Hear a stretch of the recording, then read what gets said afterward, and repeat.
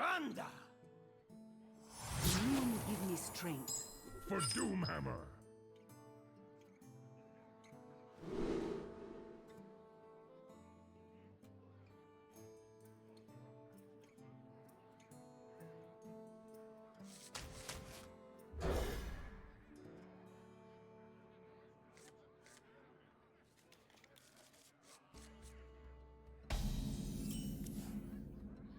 Face and pray that he doesn't get killed.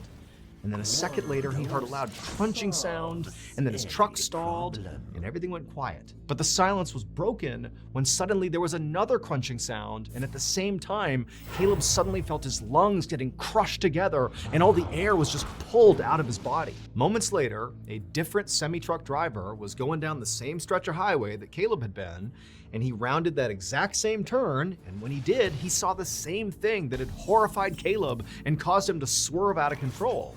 Except this semi-truck driver, when he hit his brakes, he was able to basically maintain his truck, and he sort of gently hit the guardrail and, crashed, but it didn't cause any damage to him or really to his truck. And so after kind of composing himself, this semi-truck driver got out of the cabin and he looked out at this unbelievably horrific scene in front of him, and instinctively he knew if he goes forward and inspects this, he's just gonna see dead bodies. And he didn't know if he could even handle that. And so he's just standing there in utter shock when he hears this sound. And he knows this sound is something that he has to go investigate. And so even though he was terrified of, potentially seeing dead people, he walked towards the sound, and suddenly he saw where it was coming from. And he just couldn't believe what he was looking at. It would turn out when Caleb Whitby rounded that corner and then saw this horrible thing that caused him to crash, well, what he saw was a massive pileup of over 24 cars just completely blocking the road. And so he smashed on his brakes and he tried to stop himself, but ultimately he smashed into the semi-truck that just moments before he had been driving behind. The semi-truck had also crashed. And so Caleb has now crashed into the side of the semi, and everything's silent for a second. And then another semi-truck comes around the corner. Caleb can't go anywhere, and that semi-truck blasted into the back of Caleb's car. After that, the other semi-truck, the third semi-truck, if you will, rounds the corner, sees the pileup, hits the brakes, but this guy, he manages to crash into the guardrail, avoiding major injury and damage to his truck. And so he gets out of his truck, and he's surveying this horrific scene, and he hears a sound. And he follows that sound right into the crash, and eventually he finds it. And that sound was Caleb. Here is a picture that this driver took of Caleb, of what he found when he found Caleb. It's unbelievable. Somehow, when Caleb's truck was smashed from both directions, it created this perfect pocket of space just big enough for Caleb to fit inside of. And so despite being smashed together by two semi-trucks in this huge pileup, Caleb was basically unhurt. And so when this third semi-truck driver found Caleb, he actually was able to, after taking this photo, pull Caleb out of the wreckage, and minus a bruise and a couple of cuts on his face, Caleb actually was just fine and ultimately walked away. And in fact, after first responders showed up and cleared the wreck, it would turn out that incredibly, nobody was killed.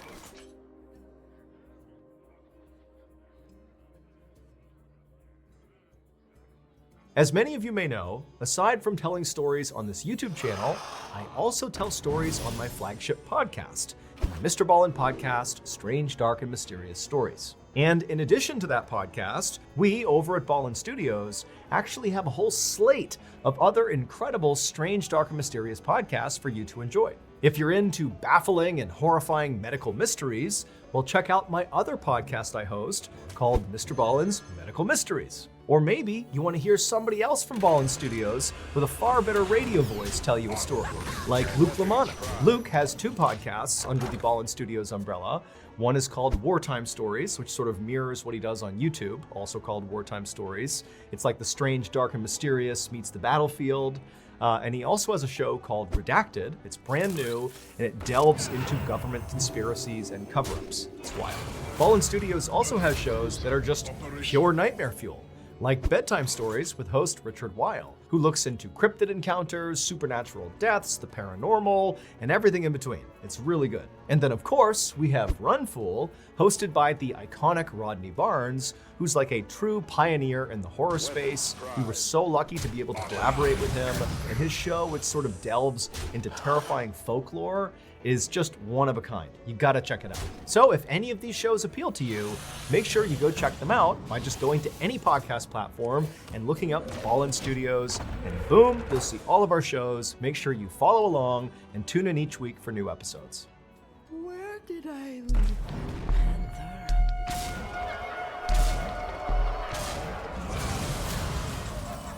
One of the most insane jobs in the world is being a saturation diver for an oil and gas company. These highly specialized divers go down to extreme depths to do construction and demolition on underwater structures. The extreme pressure on their bodies from being so deep will cause some of the mixed gas they breathe to get trapped inside of their body. Now, this is harmless while it's happening, so while they're down at depth, this doesn't matter. But when they ascend, they have to do what's called decompression stops, where they basically stop in the water column at certain depths and just wait and allow these trapped gases to naturally come out of their body. Now, if they skip these decompression stops and just rush to the surface, those trapped gases will not leave their body and they will expand inside of them, causing a condition called decompression sickness, or the bends, and it can be fatal. Now, these decompression stops get longer and longer the deeper you go. And in the case of saturation divers, they'll go as deep as 2,000 feet. And for reference, in order to safely ascend from 2,000 feet, it would take you about 33 hours.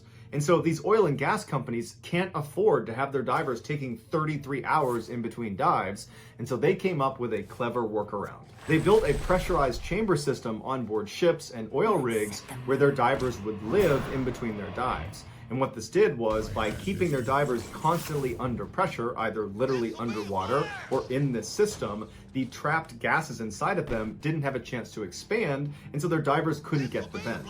The divers would live inside of this incredibly cramped chamber for weeks at a time, getting transported to and from the seafloor inside of this small pressurized sphere that's called a dive bell that could detach from the chamber without totally depressurizing the whole system. At the end of these divers' multi-week shifts, they would do one long decompression stop inside of the chamber. And then when they were done, they'd step out of the chamber and they'd be fine again. In September of 2012, a 32-year-old saturation diver named Chris Lemons was on board a dive ship in the middle of the North Sea. He, along with 11 other divers, had just started a 4-week-long saturation shift. On the 12th of that month, Chris, along with 2 other divers named Dave and Duncan, were scheduled to perform routine maintenance on an oil platform 330 feet below the surface. The North Sea is notorious for terrible weather, but this day the weather was especially bad, and they considered not doing the dive, but ultimately they decided to do it anyways. As Chris, Dave, and Duncan put on their diving equipment and climbed from their living chamber through the tunnel into the dive bell, the captain of the ship navigated directly over this oil platform and then flipped on autopilot mode, which activated dynamic positioning. Now, dive ships rely heavily on dynamic positioning, which is really just this high-tech computer that makes sure, as soon as you turn it on, that the ship does not move from a particular spot in the water. So regardless of the swells and the wind, the ship stays steady. And this is really important when you have divers in the water, because the dive bell is connected to the ship and the divers are connected to the dive bell. And so if the ship is moving all over the place, so is the dive bell, and so are the divers, making it impossible for the divers to do their job. Once the captain had the dynamic positioning up and running, the 3 divers sealed the door of the dive bell behind them, and then the dive bell was detached from the chamber and then lowered through a hole in the middle of the ship into the ocean. Once the bell got down to 330 feet, Chris opened up a hatch on the bottom of the dive bell that led directly into the water. Now, because the pressure inside the bell matches the pressure outside the bell, water does not come in through this hole. Duncan was the bellman for the night, so he would not be going out and doing any diving. He would be staying in the bell to support Dave and Chris. And so he helped them get their big helmets on and connected their umbilical to each of them. Sat divers, when they're outside of the bell, are completely reliant on their umbilical. It's this long stretch of tubes and wires that are connected directly to their suit and to their helmet, and it provides air as well as heat and electricity to their lights, and it provides radio communication up to the people on the boat. Once Chris and Dave were all set up, they slipped through the hole at the bottom of the bell, which brought them down to this little platform that was suspended right below the bell, and from there they leapt off all the way down to the sea floor. Now, sat divers will say that leap from that platform is both amazing and terrifying, because once you leave the bell, it's completely pitch black all around you, so there's no reference point of how fast you're going or even how close to the ground you are. And so it feels like you're just sinking into this endless abyss before you crash into the ground. Once Chris and Dave did hit the ground, they stood up and began walking, and they were directed by the radio in their helmet which direction they needed to go to reach this oil platform. The oil platform was 11 meters tall, and it looked like a sort of pyramid of these big steel pipes. They climbed up the side until they reached their respective working area, and then they settled in to do their job, which they expected to take about 6 hours. At first, everything was going to plan, but about an hour into the job, something went terribly wrong on the surface. The dynamic positioning computer failed. Now, the captain immediately saw it and just expected the backup computer to kick in and take over. But in a terrible turn of luck, the backup computer also failed. And so very quickly, this huge dive ship began drifting in the rough seas, dragging with it the dive bell and the divers 330 feet below. While the captain struggled to try to fix the system and get it back online and get the ship back on station, another crew member hopped on the radio and called down to Dave and Chris, who were outside of the dive bell, and told them to abandon the structure and get back in the bell ASAP. And Chris and Dave could tell from the urgency in this person's voice that this was no drill, this was serious. Chris and Dave were both positioned on the south side of the structure about halfway up, and their umbilicals were running straight up the structure and then northward because the ship was drifting northward. So neither Chris nor Dave could go around the structure. They needed to go straight up before being able to climb their umbilicals back up to the bell. And so both men began climbing, but they could feel the tension on their umbilical was getting tighter and tighter, and Dave managed to get all the way to the top, and he cleared the lip, and as soon as he was on top, he started getting pulled away from the structure. And he looked to see if Chris was also getting pulled, and all he saw was Chris's umbilical, impossibly stretched, still draped over the south side, and he could not see Chris. And that's when Dave, Duncan, and all the people on the surface heard Chris come over the radio frantically saying he was stuck on the underwater structure. His umbilical had gotten wrapped around one of the pylons. And so through the radio, Chris asked Duncan to give him more slack. But Duncan said, "There is no more slack. We are completely tight here. You have to get it free." And Chris would say, "I can't unfree it. It keeps getting tighter and tighter. I can't get it off the pylon." And so Dave jumped down onto the platform and tried to pull himself over to Chris, but his own umbilical was getting pulled towards the dive bell, and so he could not help Chris. And so Dave knew he couldn't do anything, so he turned and began crawling up his umbilical towards the dive bell, and as he's climbing, he hears behind him this extremely loud explosion. It sounded like a shotgun going off. And what it was Chris's umbilical snapping under the tension. As soon as the umbilical snapped, it sent Chris flying backwards off the structure, falling towards the ocean floor. Without his umbilical, he wouldn't have had light, he wouldn't have had a radio to talk to anybody up on the boat, he wouldn't have had heat, and the water was just barely above freezing, and so he would have been very cold very fast, and he would not have had an air supply. Although he would have had 2 backup canisters on his back that would automatically turn on. However, they only gave him 5 or maybe 6 minutes of air. And so when Chris hit the ocean floor, it would have been eerily quiet and totally, completely pitch black. He stood up at some point and looked around him and didn't see anything, but knew he had to get back to the underwater structure. It was his only chance of anybody finding him again. And so he had to make the impossible decision of just choosing a direction and blindly walking, not having any idea what you're walking towards. Choose wrong and you might walk over a cliff. But at some point, Chris made up his mind and just began walking in a single direction, and miraculously, he walked into the underwater structure. He climbed up the side until he got to the top, which was a flat metal grate. And there he looked around and saw there was no dive bell, there was no sign of anything. It was just him. He was completely all alone. And he must have known at this point that he was running out of air. He probably had maybe 1 or 2 minutes left.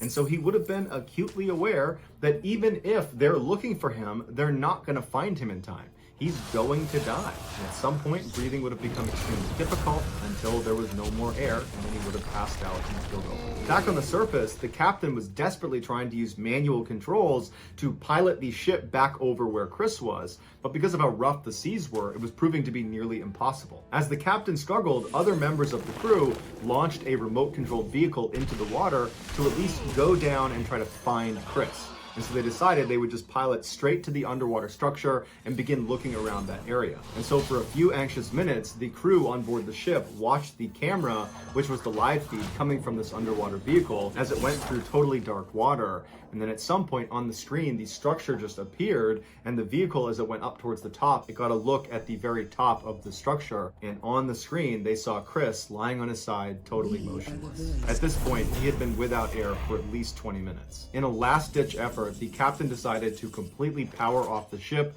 and its computer and just do a hard reset, something that you would never do, especially in rough seas, because if it doesn't come back on again, you are dead in the water.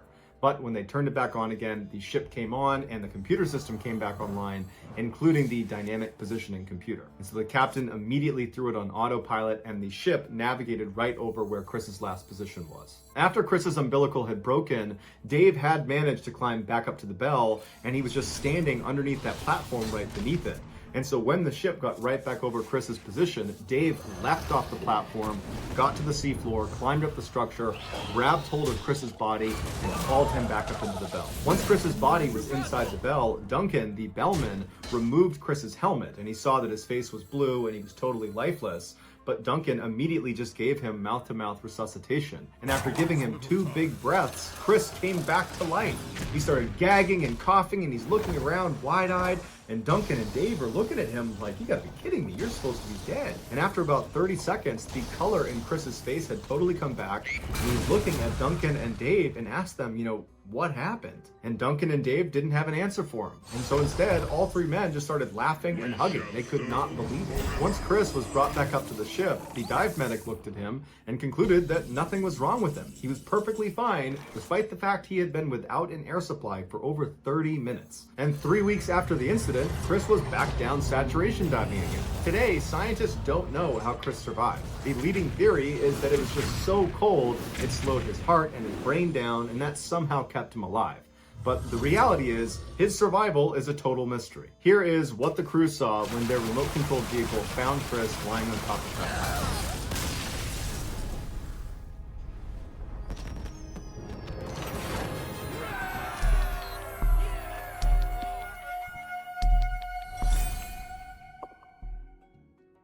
On the morning of February 25th, 2015,